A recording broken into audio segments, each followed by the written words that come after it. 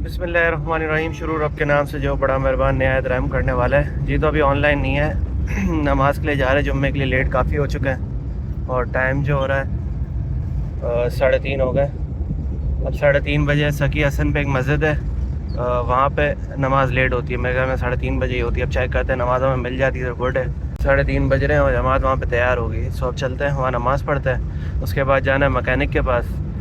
गाड़ी का ब्रेक सही काम नहीं कर रहा है, मतलब एकदम इमरजेंसी ब्रेक मारते हैं ना तो गाड़ी नहीं रुकती, गाड़ी आगे निकलती है। बहुत स्लो स्लो करके रुक रही है और छोटे उस पर भी अगर ब्रेक मार देना टायर मतलब जो फुल दबाने पे स्टक हो जाते हैं ना, वो चीज़ नहीं हो रही है। टायर स्टिल चल ही रहे हैं, ब्रेकिंग कम हो गई समझे एक तरीके से।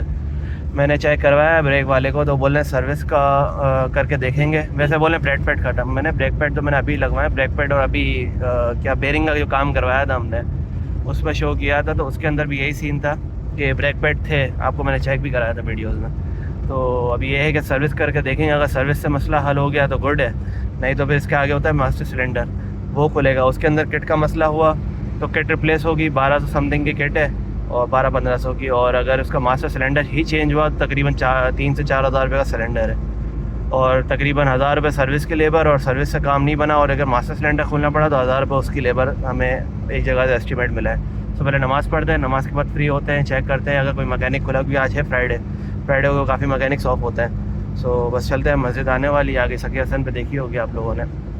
नमाज़ पढ़ के फ्री हो जाते हैं, उसके बाद फिर आगे की अपडेट्स आपके साथ शेयर करता हूँ मैं। मस्जिद तो ये है लेकिन यहाँ नमाज़ थोड़ी जल्दी होती है, 3 बजे कुछ होती है। वहाँ पे सबसे लास्ट होती है जहाँ हम जा रहे हैं। आगे जाएंगे, आगे चौरंगी से सीधे हाथ पे आप लोग, उल्टे हाथ पे आप लोगों ने देखी होगी बड़ी सी मस्जिद है हरी कलर की। तो चलते हैं, पहले नमाज गाड़ी को पार्क करते हैं और मस्जिद में देखते हैं, नमाज़ पढ़ के फ्री होते हैं फिर काम की तरफ निकलते हैं। जी तो ये मस्जिद है, गाड़ी खड़ी कर दी है, सामने नमाज़ हो रही है और चलते हैं। नमाज़ तैयार है बल्कि निकल रही है।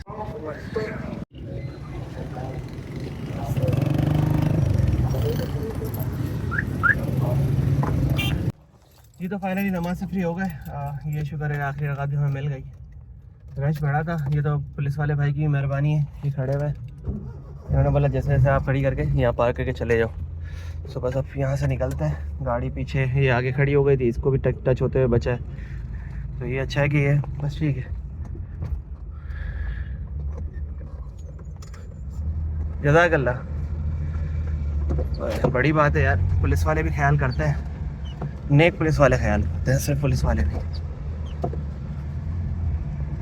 सो बस अब निकलते हैं यहाँ से, सामने की तरफ जाते हैं वाटर पंप है, वहीं देखते कोई मैकेनिक। अगर पहले तो आमिर भाई के पास ही जाते हैं, थोड़ा विंडोज़ का भी मसला आ रहा है, विंडो स्टक हो रही है तो ऑयलिंग होगी क्या होगी वो चेक करा लेते हैं और उनसे पता करते हैं कि ब्रेक का क्या सीन होता है। अगर तो सर्वा ब्रेक, मैं सुना है वो बूस्टर ब्रेक कहलाते हैं, बहरान में लगता है, उस पर ये टचिंग पे ही रुक जाती है। अभी देखिए मैं ब्रेक फुल मार रहा हूँ लेकिन गाड़ी आगे जा रही है।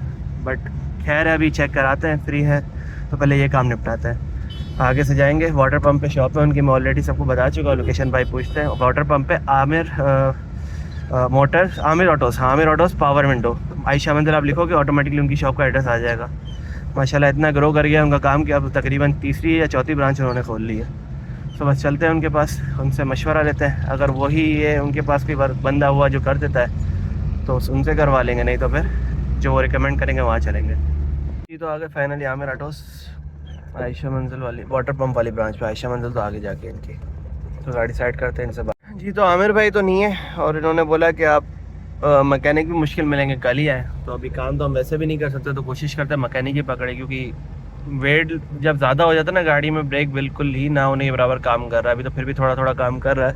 और पीछे जो विंडो हमने चेक करवानी थी कि नीचे तो जा रही है, नीचे जाती भी आराम से चूचू करके, और ऊपर आते हुए बहुत टाइम लेती है, स्टक होके आ रही है। ये चेक करवाना दूसरा, बाकी एक ये विंडो चेक करानी थी। लेम्बो बिल्कुल डोर बना हुआ है, लैम्बोर्गिनी का नहीं, वो शीशे होते मिररलेस, ये देखो पूरी अपनी जगह से हट गया।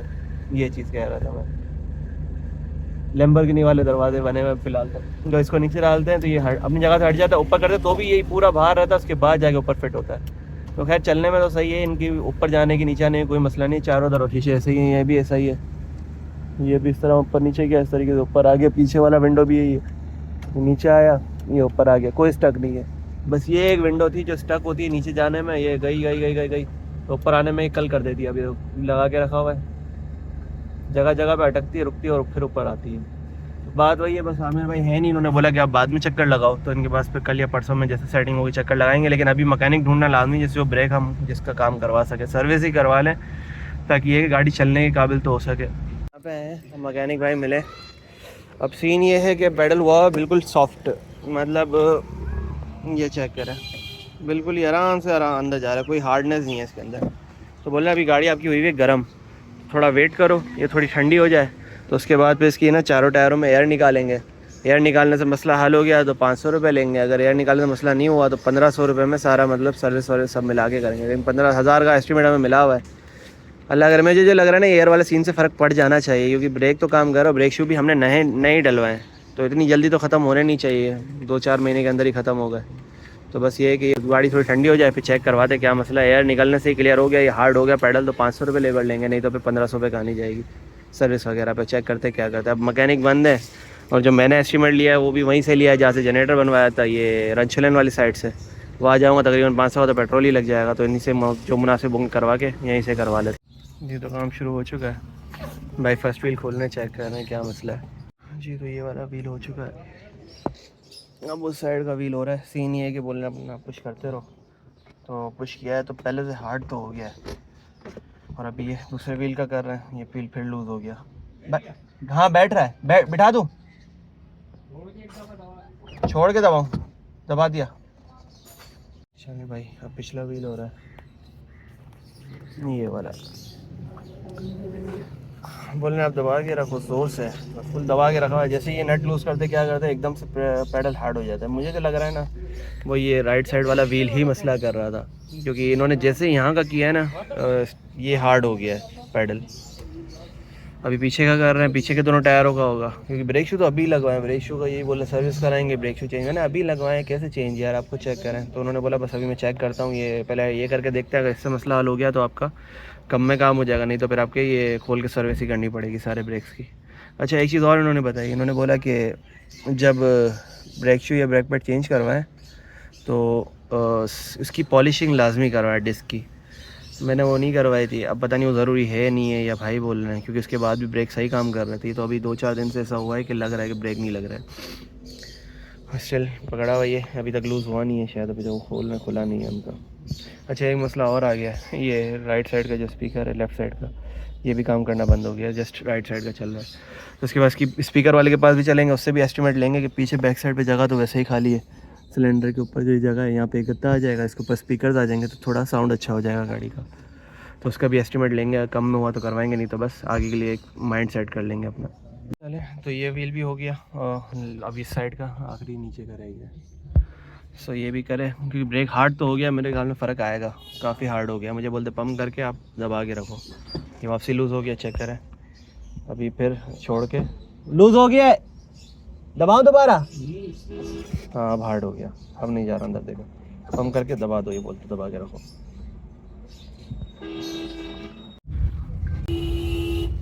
भी टेस्टिंग चल रही है वो, बस ठीक हो। तो फाइनली हो गया, वो चाचू जा रहे हैं, अब हम आते हैं अपनी जगह पे। ब्रेकिंग तो बेहतरीन हो गई है, मतलब जो पैडल लूज़ था ना, वो जब इन्होंने फर्स्ट ये सीधे हाथ वाला टायर किया ना, तभी मतलब काफ़ी हार्ड हो गया था पैडल्स का वापसी। लेकिन एक सीन और इन्होंने बोला है कि ब्रेक ऑयल का जो लेवल है, मैं तो चेक कराता हूँ, फुल ऊपर तक था, यहाँ तक था, मैक्सिमम से भी ऊपर तक, ये चेक करें यहाँ ऊपर तक। अब इन्होंने पैडल लगवा के ना वो मैक्स से नीचे चला गया है, तो उन्होंने बोला बस अब ये बॉटल में ऑयल रिफिल लाजमी करा लेना, तो बाद में इसको देखते हैं। और पानी चेक करते हैं, पानी भी ओके है, बस फिर अब स्पीकर वाले के पास चल के एक एस्टिमेट ले लें, उसके बाद निकलते हैं काम की तरफ। जी तो फ्री हो गया फाइनली। और बात की जाए इधर एक्सपीरियंस की, तो ब्रेक अभी ये चेक करें, अभी मैं फुल ब्रेक लगाने वाला हूँ, ये चेक करें, गाड़ी फुल जाम हो गई, मतलब पैडल चेक करें इतना हार्ड हो गया कि पैडल पुश ही नहीं हो रहा, वो बिल्कुल ही अंदर तक जा रहा था पीछे पैडल। तो मतलब इससे ही शुक्र है कि बेहतर हो गया काम, और कोई सिलेंडर नहीं चेंज कराना पड़ा, कोई किट नहीं चेंज करना नहीं पड़ी, जस्ट सर्विस चार्जेस लगे, जस्ट 500 रुपये चाचू ने कहा था। सारे टायरों की वो एयर निकाल के उसको लेवल करके फिर टेस्टिंग के लिए भी चाचू खुद ही चले थे, तो बस यही खर्चा हुआ है, तो बेहतर हो गया। वरना तो 1000 रुपये लेबर, तकरीबन 7-8 हज़ार रुपये कहानी जा रही थी। ये तो अच्छा है कि बस 500 हमारा ये काम हो गया है। अब ये ब्रेक स्पीड में जा रहे हैं, और ये इसका ये ब्रेक लग गया, बेहतरीन हो गया निज़ाम। पहले तो बिल्कुल ही ना होने के बराबर काम कर रहा था। ये आमिर ऑटोस फिर से आ गया। यहीं पे एक लड़का था, इसी ने मुझे एड्रेस बताया कि आगे से आप लेफ़्ट चले जाए, आपको मैकेनिक मिल जाएगा, वो करवा देगा। तो बस यहाँ से फ्री हो गए, अब चलते हैं जाते हैं वो स्पीकर वाले के पास, अक्सा ऑटोस पे, जहाँ पे हमने ये LCD लगवाई थी, और काम करवाते हैं अपना, आइडिया लेते हैं, एस्टिमेट क्या बोलते हैं। और मेरे ख्याल में तला भाई भी आने वाले, जिनसे हमने मिरर का काम करवाया, तला ऑटोस ये रहा। इनके पास भी बाद में चक्कर दोबारा लगाएंगे। स्क्रू ढीला हो गया, स्क्रू टाइट करवाना है इसका, मिरर का। जी तो आए अपने अक्सा ऑटोस पे।